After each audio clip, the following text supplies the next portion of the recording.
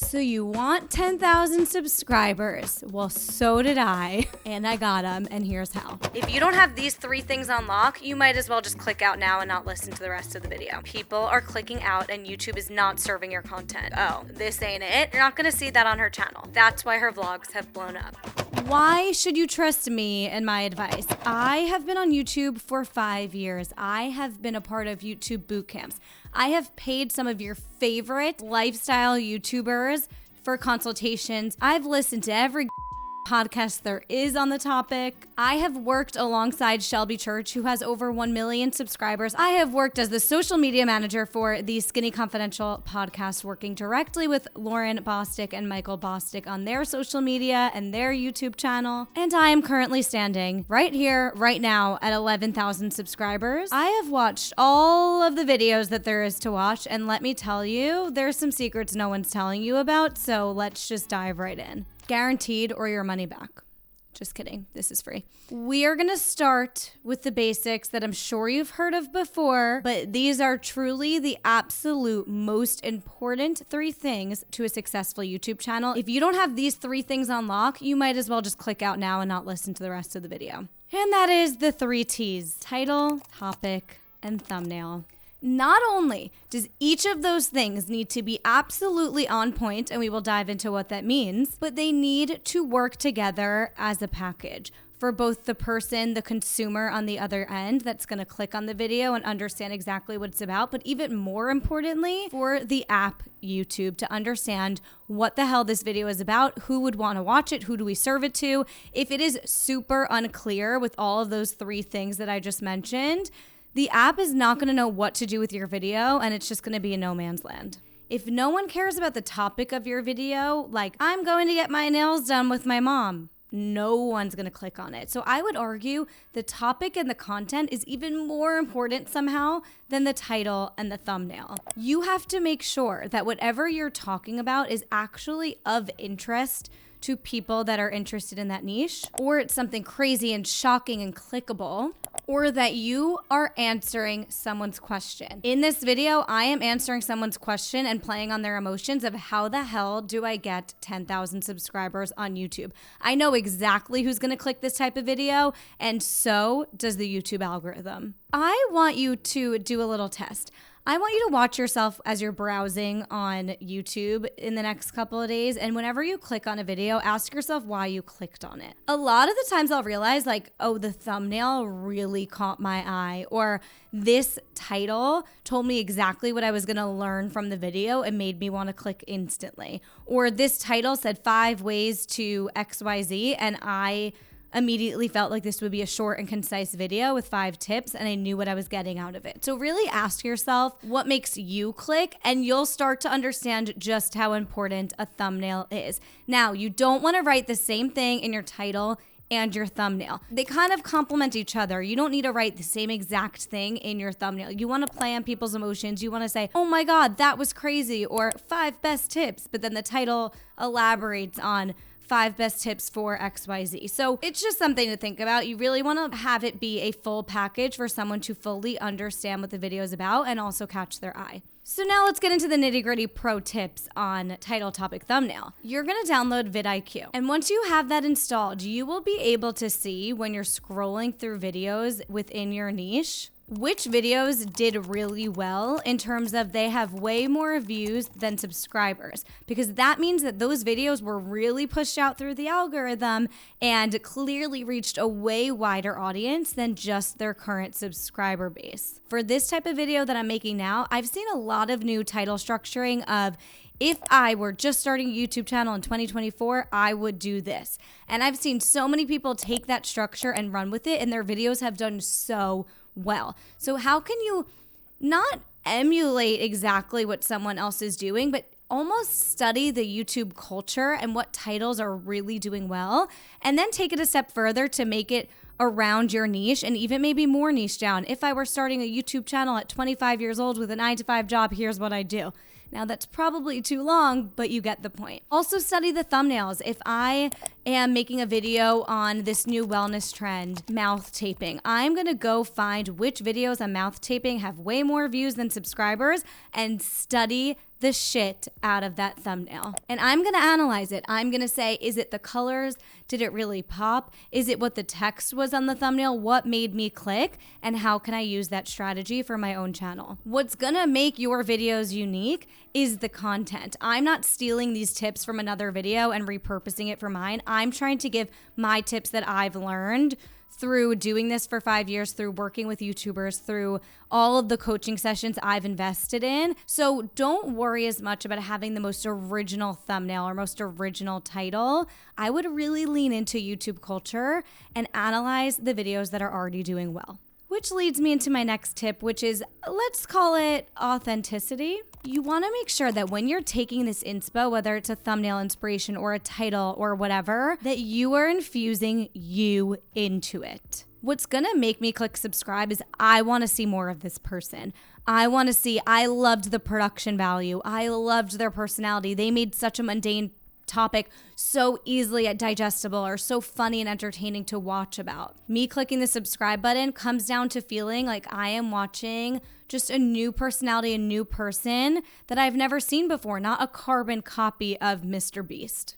I'm providing value and content that I believe you can only get on this channel, but the thumbnail and the title are going to be things that I have seen clearly people are wanting to click on. So let's dive a little deeper into that, and now we're going to talk about quality of content. You can nail the SEO, you can nail the packaging of the video, but at the end of the day, if your content isn't there, people are not going to stick around. They might click out within the first 30 seconds when they're like, oh, this ain't it. And YouTube clocks that and is not going to serve your content to anyone else, because YouTube's goal is to keep people on YouTube. Keep them on as long as possible. So when your average view duration, people are staying on your videos for a really long amount of time, YouTube wants to push your content out because that's keeping people on YouTube. Now, this does not mean that you need the most expensive microphone, the most expensive camera or lighting equipment to get to 10,000 subscribers, unless you're, a makeup channel or something that does require kind of like a level of quality. Because let's be real, if I'm clicking on a makeup routine and it's grainy and blurry, like I'm not watching a busted makeup routine. But if your video is mainly to serve value, provide entertainment, I don't care if the video quality is the most professional in the world. You have to remember that the people watching your videos are just like you. So really think about it when you're consuming content. What do you care about? I just care that you are going to answer or solve the problem that I came to you with. I care that you are clearly knowledgeable. It comes down to content. So you can obsess over the SEO, or you can obsess over having the most highly professional equipment, the most expensive stuff out there. But if the content isn't there, people are clicking out and YouTube is not serving your content. People are going to fall in love with you, your personality, the value that you're providing. They don't care if your lighting maybe isn't at the quality that someone with 1 million subscribers is. And by the way, it kind of makes it more fun that at every milestone you do hit, you can kind of reward yourself with fancier equipment. On the topic of what content you're creating, let's talk about vlogs. If you're going to start with vlogs, and that is all you want to do, I'm not going to be the creator that says, don't share your life, don't vlog. If you're going to do that, you need to be insanely specific. You need to have something really interesting about you. Even if you right now are thinking to yourself, oh my God, I have nothing interesting about me. There are so many things that are interesting to other people about you that you don't realize. It could be where you live. It could be your career. It could be who you live with. The vlogs that I have seen blow people up, which is really rare because, again, it's not searchable content, is something that's going to be more searchable. For example, day in the life of a real estate agent in Dallas. Day in the life working as a children's nurse in New York City. Day in the life studying for psychology at blank university. Find what's interesting about you, whether it's where you live or what you do for a living, and lean into that. When I was thinking about moving to Denver for a hot sec, I was looking up Denver vloggers left and right because I wanted to see what it really was like to live there. And if you're going to be in a saturated market like New York City, put your job in there, put your age in there. Chelsea Callahan just blew up within the last 2 years because she lives alone in her 30s in New York City. You can go study her channel. There's no titles that are like, day in my life, I grocery shopped and got my nails done.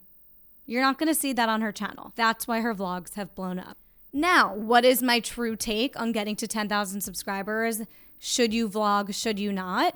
If it is something that you're really passionate about and wanting, people to get to know you who do stumble upon your channel, by all means, do it. I still stand by the advice that I just gave. You can go look at my channel and see I do a lot of vlogs, but I also provide a lot of value that have brought people to my channel. But a lot of the content I did in my first few years getting to 10,000 subscribers was leading into something I was interested in, which is wellness, but providing searchable and valuable content in that niche while sprinkling in the vlogs so that when people find my channel and maybe like my personality in those videos, they stick around for the vlogs. But I knew that to get to 10,000 subscribers, we had to get more strategic than just filming my life. This is also great, like a money tip for affiliate marketing. Find products or services that people are interested in right now that you don't see other people reviewing that look like you. For example, Armor Colostrum. I know that in my demographic and the podcast I'm listening to, Armor Colostrum is all the rage. It's coming up all over my TikTok. I had tried it for 6 months and I went and searched up Armor Colostrum reviews and there was nothing there. And even if there was, the thumbnail sucked, or it was someone like an old man doctor that looked nothing like me. So my Armor Colostrum video is doing so well because no one else was talking about it from my perspective that looked like me. So find something that people are searching for. Stop them in their tracks as they're looking up the information. So another example, I will be uploading a video that's I tried a sauna blanket for 30 days. Someone who is already interested in a sauna blanket, this is evergreen content. Maybe it's in 6 months from now. All of a sudden, a sauna blanket is on sale for Black Friday, and all these people are searching like I tried a sauna blanket or sauna blanket reviews, and my video all of a sudden blows up around that sale, and then people use my link in the description to buy that sauna blanket. I'm making thousands of dollars. So that's just a little money tip. The next thing I want to dive into is analyzing your expanders. So some people might call this competitor analysis. I hate that term because we are not competing. There is room for everyone. Have you ever been searching on YouTube and all of a sudden you see someone who has what you want and it makes you filled with envy? And you're like looking at how many subscribers they have and this beautiful home they just bought or this car they just bought, and you just get filled with rage or envy? That's jealousy.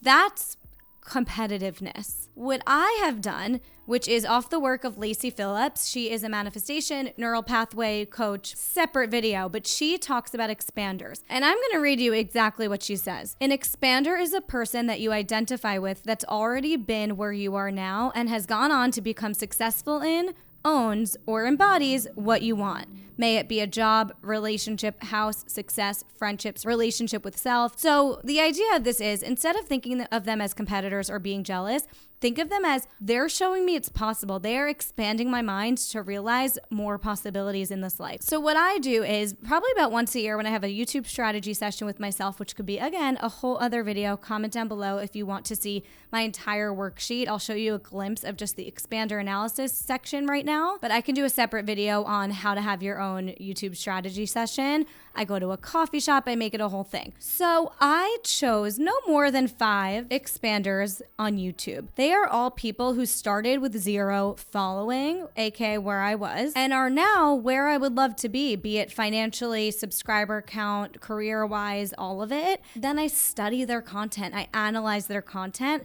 and I kind of look at it from, what do I love? Like, these are people that I consume their content. What do I love about their content? First of all, it could literally be, they're so real, they're funny, whatever. And then it's also, how do they package their content of their most viewed videos? Which of their videos got them the most subscribers? And why do I think that?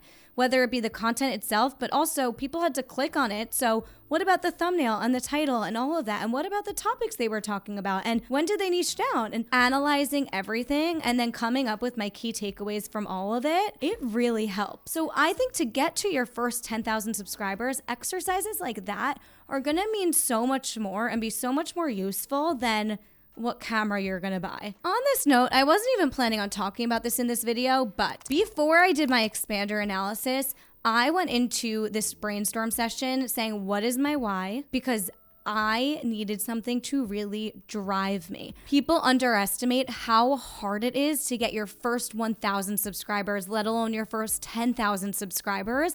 And what you need is something to really drive you to be consistent. Because once you hit a certain number of views, that could drive you. Your community can drive you. They're asking you questions. There's so much else that can drive you. It could be your career, like working with brands, the freedom it's giving you, all of that. But until you get some sort of reward like that, your why needs to be something that's in here. You can want to help people or connect with people or inspire people on a certain topic or to be healthy or whatever your niche is. And what's actually selfishly going to drive you forward? Is it the freedom and flexibility if this was your career? Is it money? Is it, getting revenge at someone who said you could never do it, never make it on YouTube? Like, be real. What is actually going to drive you? What is actually going to drive you to stay consistent? Because let me tell you, your journey to your first 10,000 subscribers is the hardest, and you're going to need that why, and you're going to need to be real with yourself, because something that just sounds nice, what's the point? Maybe your channel is dedicated to helping people that were once where you were. Maybe you had this big health transformation, and your why, truly what drives you, is helping someone who felt so down in the dumps like you just did. Get real with yourself. What is it? Because this is going to be a hard journey to stay consistent, but the most rewarding. So you need a strong why. So I'm going to cut myself off here because this is a topic I could talk about forever. So please subscribe if you enjoyed this video. If you want to join our community, comment down below what your YouTube channel is about, because obviously if you've made it to the end of this video, you are a YouTuber and someone interested in growing a channel. So what is your channel about? Or if you haven't started one yet, what is it gonna be about? I wanna hear it. I wanna cheer you on. It took me 5 years to get to 10,000 subscribers. I have learned so much along the way. I have in the past 2 years worked alongside so many amazing YouTubers, and I just needed to share these tips because I think so many of these videos are so basic. Give this video a thumbs up if you enjoyed it, and subscribe. Stick around. Mwah.